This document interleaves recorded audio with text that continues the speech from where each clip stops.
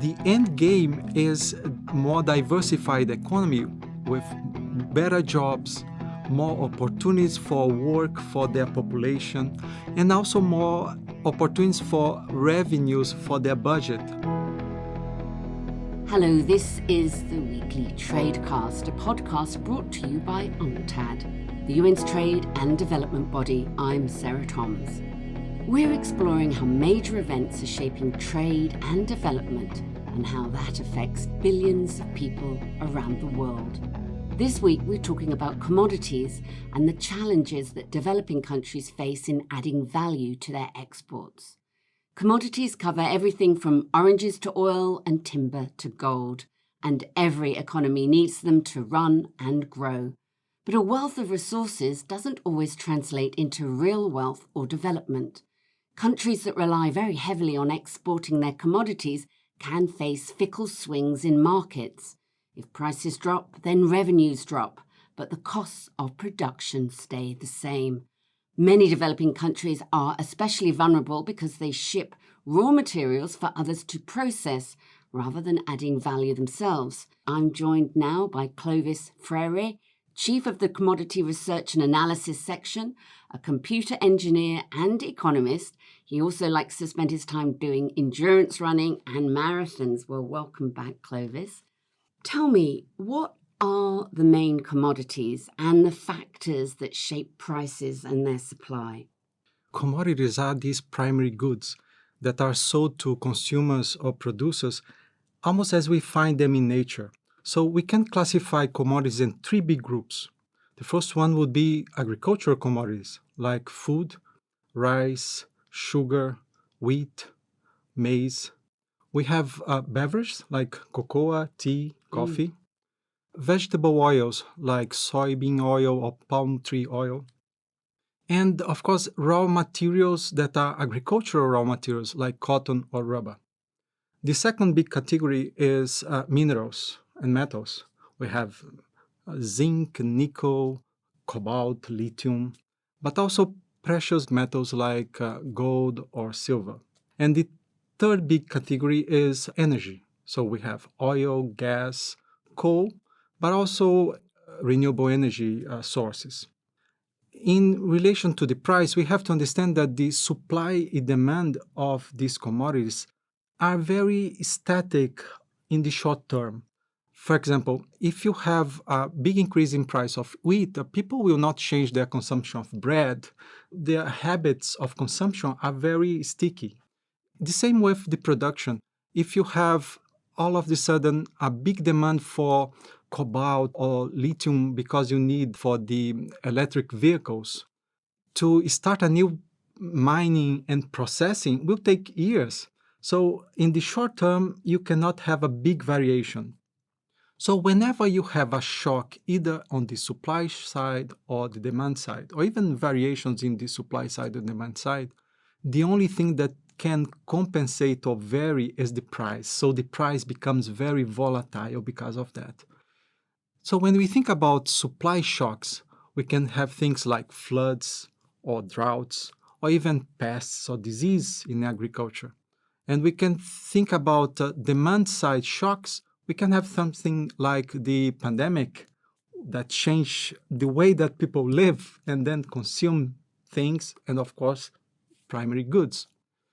But apart from the supply-demand sides, we also have other drivers, like geopolitical events. What comes to our mind is the war in Ukraine that has a big impact on the price of grains, of fertilizers, and so on.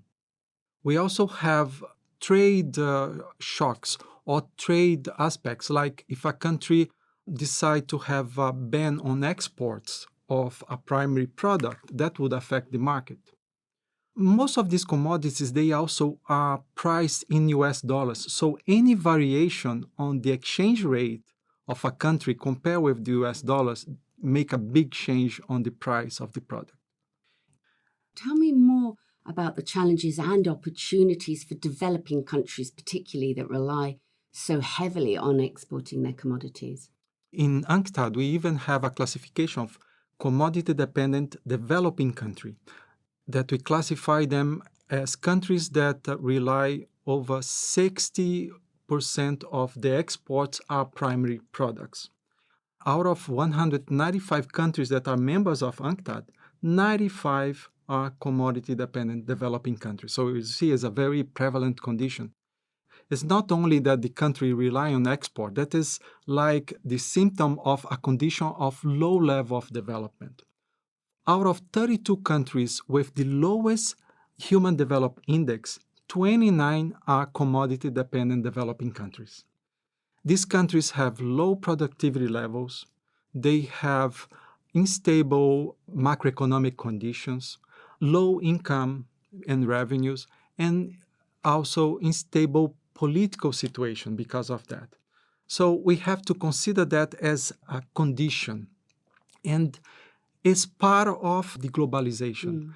They are asked to provide these primary goods. In exchange of that, they import all sorts of products. So this is their comparative advantage. So they become specialized in goods that are not very profitable, productive, or don't generate the possibilities of productivity growth. And the big problem is that this is a very sticky situation. It's very rare the cases of countries that were able to get out of that situation in the past decades.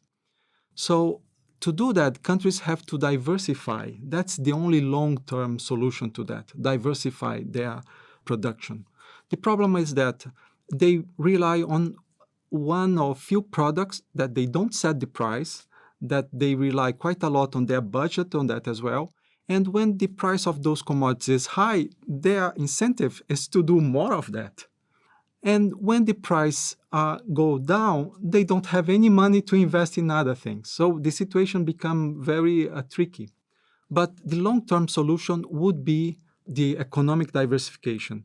And they can use their commodities as a basis for diversification, adding value to these commodities, moving up in the supply chain that these commodities are part of. For example, if they are related to critical minerals like cobalt, lithium, nickel, and so on, they can go up in the value chain up to the electric battery vehicle, for example. There are opportunities there on this path, but this is not enough. The country really has to broaden its production base and diversify beyond that. And to do that, it can use the revenues of the commodity sector to invest in diversifying their production. But that would require a strong role of the state in guiding that process.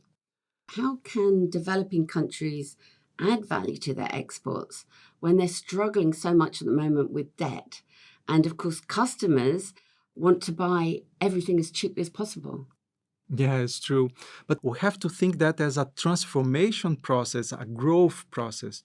The end game is the more diversified economy with better jobs, more opportunities for work for their population, and also more opportunities for revenues for their budget, where they can use more diversified economy to get their budget out of that and then invest in health, in education, and so on.